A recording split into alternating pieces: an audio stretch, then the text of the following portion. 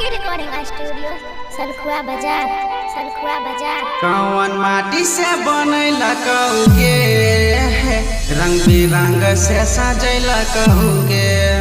कौन माटी से बनैला कहूगे, रंग बिरंग से सजैला कहूगे।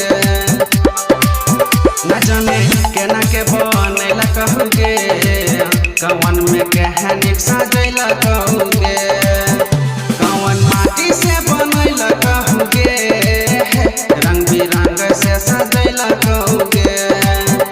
कौन माटी से बनैला कहूगे, रंग बिरंग से सजैला कहूगे।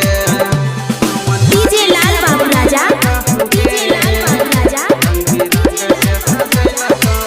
होठ गुलाबी तोहर नैना शराबी, गहाल लगै छौटा माट के जैसन के।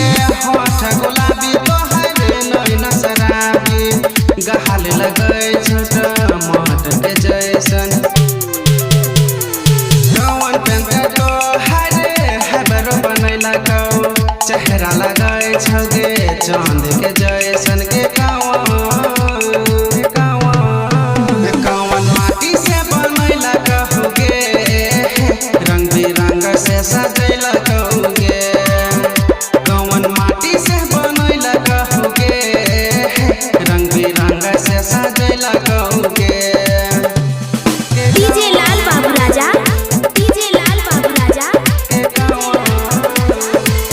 बाली छौ मरिया पतली कमरिया, छोटे छोटे अंगली के चिटिया कलाइया गे।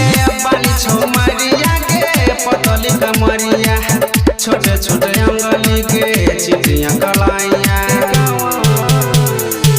केना के बनैला कहूगे तोहर करी हैया, ढोरी लगाए